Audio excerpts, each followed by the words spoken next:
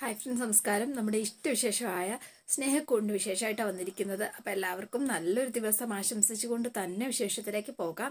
അപ്പം തുടങ്ങുമ്പോൾ തന്നെ കാണുന്നത് നമ്മുടെ ഋതുവിൻ്റെ ബർത്ത്ഡേ ആഘോഷം ഗംഭീരാക്കാനായിട്ട് എല്ലാവരോടും തീരുമാനിച്ചു. അപ്പോൾ ഋതുവിനെ വിളിച്ചുകൊണ്ട് സ്വാതിയും അച്ചും കൂടി അങ്ങോട്ടേക്ക് ഇറങ്ങി വരികയാണ്. അപ്പം എല്ലാവരും ഹാപ്പി ബർത്ത്ഡേ ഒക്കെ ഇങ്ങനെ പാടി കേട്ടോ. ഇന്നാണല്ലേ എൻ്റെ ബർത്ത്ഡേ. അപ്പോൾ ശരിക്കും ഞാൻ ജീവിതത്തിൽ എല്ലാ ദിവസവും അല്ലെങ്കിൽ എല്ലാ വർഷവും ഏറ്റവും കൂടുതൽ ആഘോഷിച്ചിരുന്ന ദിവസമായിരുന്നു ഇന്ന്. പക്ഷേങ്കിൽ ഇന്ന് എനിക്ക് ആ ദിവസത്തോട് തന്നെ ഏറ്റവും അധികം വെറുപ്പും ഈ ദിവസത്തോടാണ് എന്ന് പറഞ്ഞു. അപ്പൊ ഇവർക്കെല്ലാം ആകെ എന്തോ പോലെ കേട്ടോ ഋതുവിന്റെ ഈ പറച്ചിൽ കേട്ടിട്ട്. അതെ, മറ്റൊന്നും കൊണ്ടല്ല, ഇങ്ങനൊരു ദിവസം ഉണ്ടായത് കൊണ്ടാണല്ലോ ഞാൻ ഈ ഭൂമിയിലേക്ക് വന്നത്. അതുകൊണ്ട് വേണ്ടിയിരുന്നില്ല എന്നൊരു തോന്നൽ, ഇങ്ങനെ ഒരു ജീവിതം എനിക്ക് വേണ്ടിയിരുന്നില്ല എന്നുകൂടി ഋതു ചേർത്തു കേട്ടോ. അപ്പൊ എല്ലാവരും ഇങ്ങനെ നോക്കി നിൽക്കാണ്, ഇവളെന്ന് ഇങ്ങനെ സംസാരിക്കുന്നതെന്ന് ഓർത്ത്. എൻ്റെ ഋതു, ഇങ്ങനെ ഇന്നത്തെ ദിവസമെങ്കിലും ഇങ്ങനെ പറയാതിരിക്കുക. ഇങ്ങനൊരു ദിവസം ഉണ്ടായത് കൊണ്ടല്ലേ ഋതുവിനെ ഞങ്ങൾക്ക് കിട്ടിയത്, അതുകൊണ്ടല്ലേ ഞങ്ങളിപ്പോ ബർത്ത്ഡേ ആഘോഷിക്കുന്നത് എന്ന് ചോദിക്കുകയാണ്. അപ്പൊ ഋതുവിന്, ഞങ്ങൾക്കതില് ഒരുപാട് സന്തോഷമുള്ളൂ, അതുകൊണ്ടല്ലേ ഈ ദിവസം ഞങ്ങൾ ഓർത്തിരുന്നത്, ആഘോഷിക്കാൻ തീരുമാനിച്ചത്. അപ്പൊ അതെ, ഞങ്ങൾക്ക് നിന്നെ ഇഷ്ടറിയതോ, ഒരുപാട് ഇഷ്ടമാണ്. അതൊന്ന് നീ എന്തുകൊണ്ട് തിരിച്ചറിയുന്നില്ലെന്നാ എത്ര ആലോചിച്ചിട്ടും മനസ്സിലാവാത്തത്. അതൊക്കെ മനസ്സിലായിക്കോളൂ അച്ചു ചേച്ചി, ഈ സെലിബ്രേഷൻ കഴിയുമ്പം അതൊക്കെ മനസ്സിലാവും. സേതുവേട്ടാ എന്ന് വിളിച്ചു. അപ്പൊ സ്വാതിക്ക് ഒരു ഗിഫ്റ്റ് എടുത്ത് സേതു കൊടുക്കുക കേട്ടോ. അപ്പൊ സ്വാതി ആ ഗിഫ്റ്റ് ദാ, ഹാപ്പി ബർത്ത്ഡേ ചേച്ചി എന്ന് പറഞ്ഞുകൊണ്ട് എന്നിട്ട് ഗിഫ്റ്റ് കൊടുക്കുക കേട്ടോ. Thank you. അപ്പൊ ഭയങ്കര സന്തോഷമായി. ഒരുപാട് കാലം സന്തോഷമായിട്ട് ചേച്ചിക്ക് ജീവിക്കാൻ പറ്റട്ടെ എന്നൊരു വിശ്വാസം കൂടി നമ്മുടെ സ്വാതി കൊടുക്കാണ്. അപ്പം അതെ, എൻ്റെ മക്കളില് ഏറ്റവും കൂടുതൽ കഴിവുള്ള കുട്ടിയാ നീ. അത് ഇവരുടെ മുന്നിൽ വെച്ച് പറയാനും എനിക്ക് ഒരു മടിയുമില്ല എന്ന് പൂർണിമാമയും കേട്ടോ. അതുകൊണ്ട് ആ പഴയ ഋതുവിനെ നീ ഞങ്ങൾക്ക് തിരിച്ചു തരണം. അമ്മ എന്താ ഉദ്ദേശിച്ചത്? പഴയ ഋതു എന്ന് പറയുമ്പോ നമ്മുടെ ഈ പല്ലവി ടീച്ചറുമായിട്ട് ഗുസ്തി പിടിക്കുന്ന ആ ഋതുവിനെയാണോ അമ്മ ഉദ്ദേശിച്ചത്? അല്ല, ആ ഋതു അല്ല ഞങ്ങൾക്ക് വേണ്ടത്. ടെക്സ്റ്റൈൽസിന്റെ ഭരണത്തിൽ മുഴുകിയിരിക്കുന്ന ആ ഋതു എന്ന് പറഞ്ഞു. ആ ഋതു അത് മരിച്ചു പോയമേ, ഇപ്പോ ഇത് വേറെ ഋതുവാ എന്ന് പറഞ്ഞു. ഈ ഋതുവിന് ബിസിനസ്സില് ഒരു താല്പര്യവും ഇല്ലാത്തൊരു ഋതുവാ ഉള്ളത് എന്ന് പറഞ്ഞു. അതുകൊണ്ട് അതെ, ഒരു കാര്യം ഞാൻ പറയട്ടെ, താല്പര്യം നീ ഉണ്ടാക്കിയെടുക്കണം. നടക്കില്ലമ്മേ എന്ന് പറഞ്ഞു. അതിനെക്കുറിച്ച് വെറുതെ സംസാരിച്ച് മുഷിയണ്ട എന്ന് ഋതു ചേർത്തു. അപ്പൊ കാര്യങ്ങളൊക്കെ മനസ്സിലായി. അത് ശരി, ഇന്നത്തെ ദിവസമെങ്കിലും ഉപദേശങ്ങളെ ഒഴിവാക്കുന്നത് വളരെ നല്ലതാ. ഹരി ഗിഫ്റ്റ് എടുക്കുക എന്ന് പറഞ്ഞു. അപ്പൊ അച്ചുവും ഹരിയുടെ വക ഒരു ഗിഫ്റ്റ് കൊണ്ടുപോയി അവരും ഹാപ്പി ബർത്ത്ഡേ എന്നൊക്കെ പറഞ്ഞ് കൊണ്ട് കൊടുക്കുക കേട്ടോ. അപ്പൊ സന്തോഷമായി. അപ്പൊ സേതുവേട്ടൻ, അതെ, ഞാന് സമ്മാനം ഒന്നും വാങ്ങിയില്ല എന്ന് പറഞ്ഞു. അത് ഞാൻ തന്നെ നിനക്കുള്ള സമ്മാനം എന്ന് പറഞ്ഞു. അപ്പൊ ഋതു ഇങ്ങനെ ചിരിച്ചു കേട്ടോ. എന്നെ തന്നെ നീ എടുത്തു. അപ്പൊ ഒന്ന് ചിരിക്കുക മാത്രം ചെയ്തു കേട്ടോ. ആ ചിരി കണ്ടപ്പോ എല്ലാവർക്കും വളരെ സന്തോഷമായി. അല്ലെങ്കിൽ പൊട്ടിത്തെറിക്കുന്ന ആളാണ് നമ്മുടെ ഋതു. ഋതു ചിരിച്ചിട്ട് നേരെ നോക്കി. എന്നിട്ട്, വേണ്ട എന്ന് ഞാൻ പറഞ്ഞാലും അത് കേൾക്കാൻ കൂട്ടാക്കാതെ കൂടെ തന്നെയില്ലേ. അതുകൊണ്ട് എനിക്ക് എനിക്ക് എനിക്ക് എന്നും വിശ്വസിക്കാൻ പറ്റുന്ന ആ ഒരു സമ്മാനം തന്നെയാ ഏട്ടൻ എന്ന് പറഞ്ഞു. ജീവിതത്തിൽ ആദ്യമായിട്ടാണ് ഏട്ടൻ എന്നുള്ളൊരു വിളി സേതു ഋതുവിന്റെ വായിൽ നിന്ന് കേൾക്കുന്നത്. അതിന്റെ സന്തോഷം, ഒരു എക്സൈറ്റ്മെന്റ് എല്ലാവരുടെയും മുഖത്തുണ്ട് കേട്ടോ. എല്ലാവരും ഇങ്ങനെ നോക്കുകയാണ്, ഋതു തന്നെയാണോ ഈ സംസാരിക്കുന്നതെന്ന് ഓർത്ത്. പക്ഷെ അതിലും വലിയ ഗിഫ്റ്റ്, ഏറ്റവും വലിയ ഗിഫ്റ്റ് അത് ഈ ടീച്ചർ തന്നെയാ എന്ന് പല്ലവിയെ കുറിച്ചും പറഞ്ഞു. അപ്പൊ പല്ലവിയെ കുറിച്ചാണോ ഋതുവോ എന്നുള്ള മട്ടില്ല വീണ്ടും അവരെല്ലാരും അന്തിച്ച് ഋതു എല്ലാരെയും ഷോക്കാക്കി എന്നുള്ളതാണ് സത്യം. ഇങ്ങനെ നിൽക്കുന്ന സമയത്ത്, അതെ, എനിക്കറിയാം ഇങ്ങനൊരു ആഘോഷത്തിന് മുൻകൈ എടുത്തത് ടീച്ചറാണെന്നും എനിക്ക് നന്നായി അറിയാം. അല്ലാതെ മറ്റാരും ഇത് ചെയ്യില്ല എന്ന് ഋതു ചേർത്തു കേട്ടോ. താങ്ക് യു സോ മച്ച് എന്ന് പറഞ്ഞു. എന്തിനാ ഋതു നന്ദിയൊക്കെ പറയുന്നത്? അതിന്റെ ആവശ്യം എന്താ? ഇതൊക്കെ ചെയ്യേണ്ടത് ഞങ്ങളുടെ കടമയല്ലേ.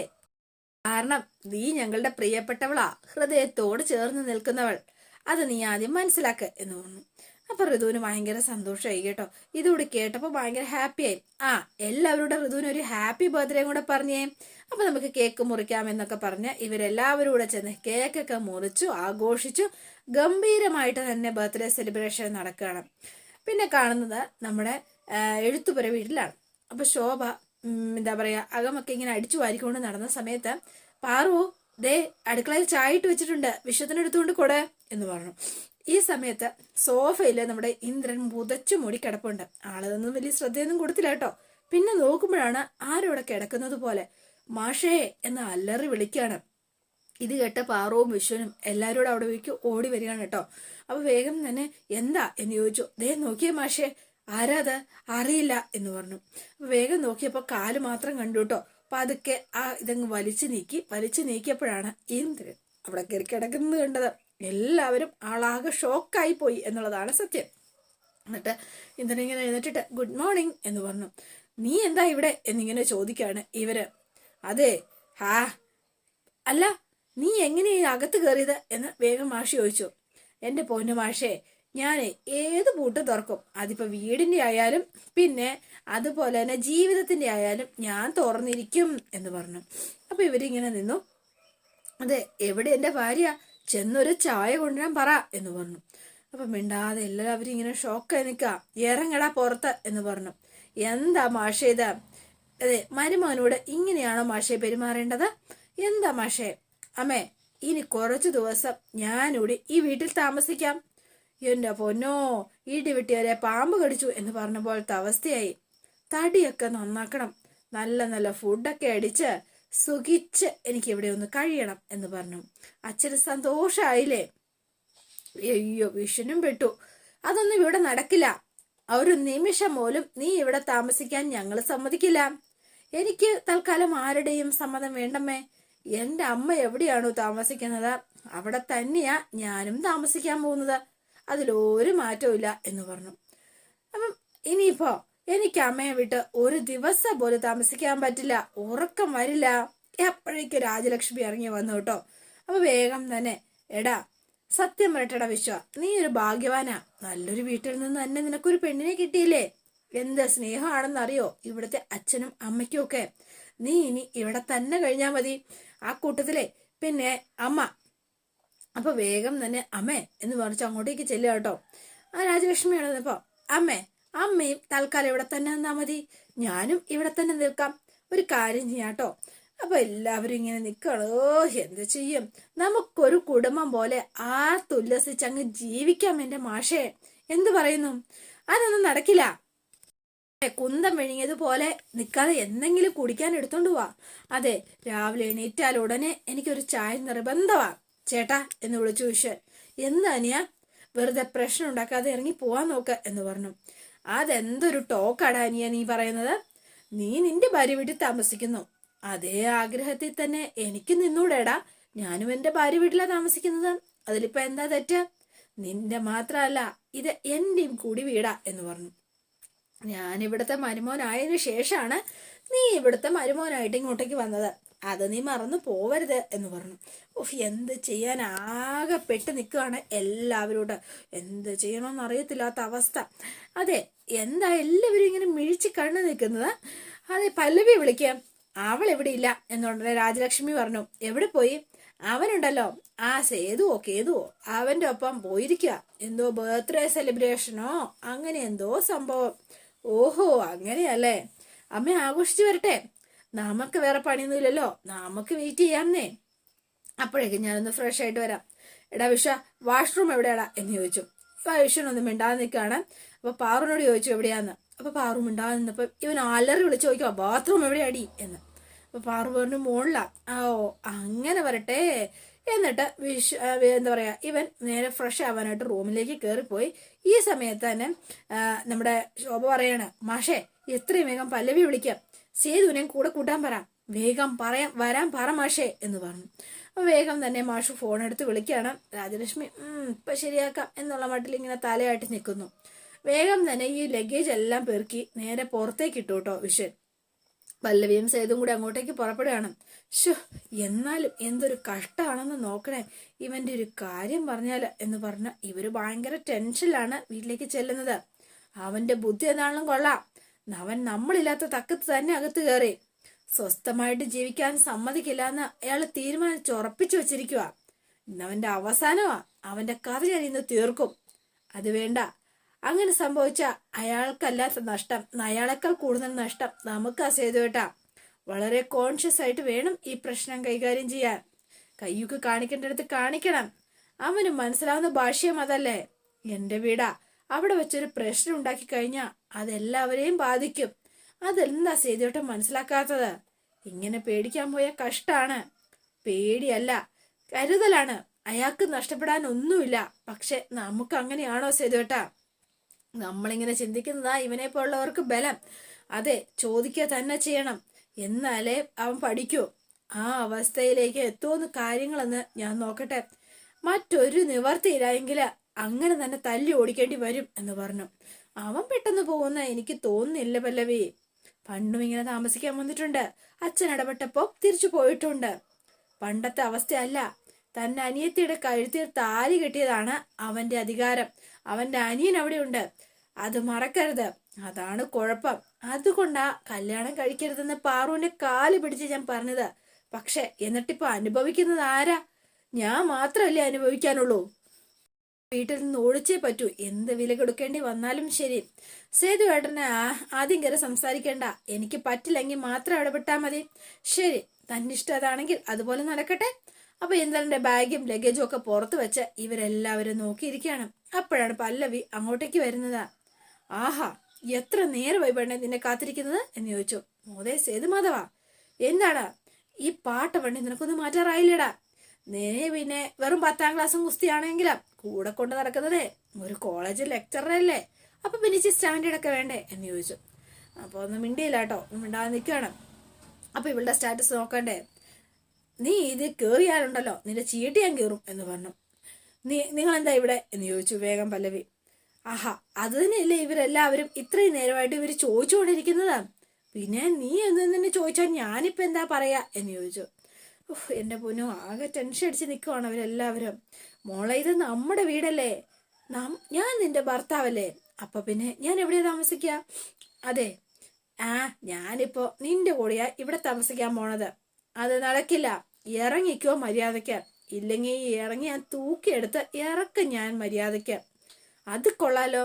ആര്? നീയോ? നീ തൂക്കിയെടുത്തറിയുന്നോ? എങ്കിൽ പിന്നെ അതൊന്നും എനിക്ക് കാണണമല്ലോ എന്ന് പറഞ്ഞ് പല്ലവിയുടെ മുഖത്തേക്ക് പിടിക്കാട്ടോ. ഇത് എങ്കിൽ നിന്റെ കൈക്ക് ബലമുണ്ടോന്ന് ഞാൻ നോക്കട്ടെ എന്ന് പറഞ്ഞു. അവളുടെ കൈക്കില്ല, പക്ഷെ എന്റെ കൈക്കുണ്ട് എന്ന് പറഞ്ഞ സേതു പിടിച്ച് കൈ അങ്ങ് തിരിച്ചിങ്ങ് പിടിച്ചു കേട്ടോ. കൊള്ളാം.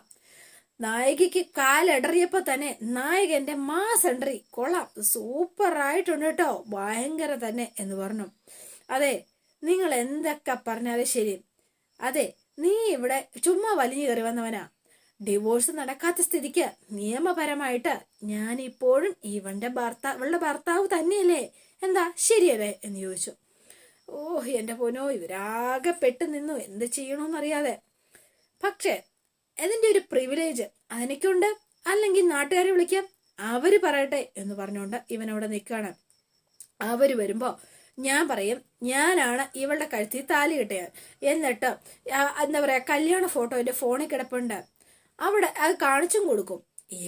ഇവന്റെ ഒപ്പം നീ അഴിഞ്ഞാടി നടക്കുകയാണെങ്കിലും ഭർത്താവ് ഞാൻ തന്നെയാണെന്ന് ഞാൻ പറയും. പിന്നെ എൻ്റെ അമ്മ, ഇതുണ്ടല്ലോ, ഈ ഇരിക്കുന്ന അമ്മയാണ് എൻ്റെ അമ്മ.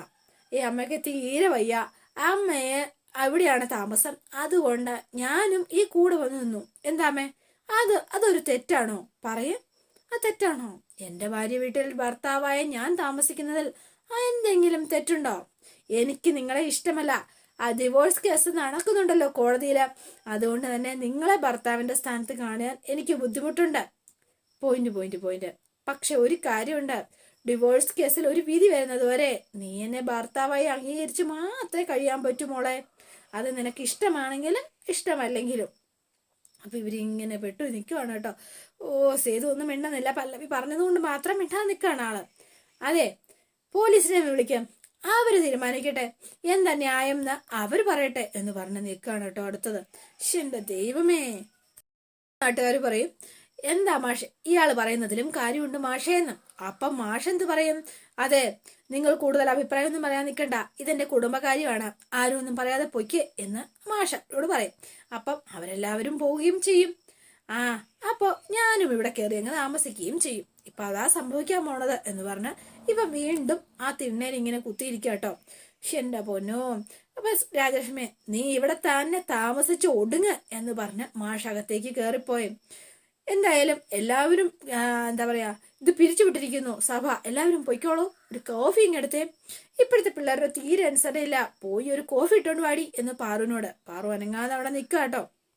അവസാനം എന്ത് ചെയ്യണം എന്ന് ഓർത്ത് നിൽക്കുകയാണ് കേട്ടോ. എന്നെ പൊന്നോ. എന്നിട്ട് ഇവൻ എഴുന്നേറ്റ് വന്നിട്ട് സേതുവിന്റെ അടുത്തിട്ട്, ഞാൻ കാത്തു സൂക്ഷിച്ച കസ്തൂരി മാമനം എന്താ പറയാ അടിച്ചോണ്ട് പോവാൻ വന്ന കരിങ്കാക്കയാണ് നീയെങ്കിൽ തെറ്റാലി വെച്ച് നിന്നെ ഞാൻ അടിച്ചിടാൻ എനിക്കറിയാം, കേട്ടോടാ സേതുമാധവ എന്ന് ചോദിച്ചു. എന്നിട്ട് ഇവൻ പതുക്കെ പായും തലവണിയും ഒക്കെ എടുത്ത് നേരെ അകത്തേക്ക് കയറുകയാണ്. വാ മോളെ, നമുക്ക് കാപ്പി കുടിക്കാം, നീ വരുന്നില്ലേ ഓടി, നമുക്ക് സ്നേഹിക്കാടി, വരുന്നില്ലേ, എന്നാ നീ പോ ഡാ എന്ന് വിളിച്ചു. വാടാ ഒന്ന് പോടാ എന്ന് പറഞ്ഞ അകത്തേക്ക് കയറിപ്പോയി കേട്ടോ. അപ്പൊ പല്ലവി ആകെ ടെൻഷൻ അടിച്ച് അപ്പുറത്തേക്ക് മാറി ഇങ്ങനെ നിൽക്കുകയാണ്. അപ്പൊ വിശ്വത്തിന് ഒന്നും ചെയ്യാൻ പറ്റാത്ത അവസ്ഥയിൽ വിഷു. അതോടെയാണ് ഇന്നത്തെ വിശേഷം അവസാനിക്കുന്നത്. ഇനി തിരിച്ച് വടി വരുന്നുണ്ട് കേട്ടോ. അപ്പൊ എല്ലാവരും വെയിറ്റ് ചെയ്തിരിക്കുക. നല്ല അടിപൊളി രസകരമായ നിമിഷങ്ങളാണ് ഇനി വരാനിരിക്കുന്നത്. അപ്പൊ നിങ്ങൾക്ക് ഇഷ്ടപ്പെട്ടുവെങ്കിൽ ലൈക്ക് ചെയ്യാനും ഷെയർ ചെയ്യാനും മറക്കല്ലേ. തൊട്ടടുത്ത ബെൽ ബട്ടൺ കൂടെ ഒന്ന് ഞെക്കുകയാണെങ്കിൽ ഞാൻ ഇടുമ്പോൾ തന്നെ നോട്ടിഫിക്കേഷൻ ലഭിക്കുകയും ചെയ്യും. പുതുപുത്തൻ വിശേഷമായിട്ട് എത്താം. Bye and see U.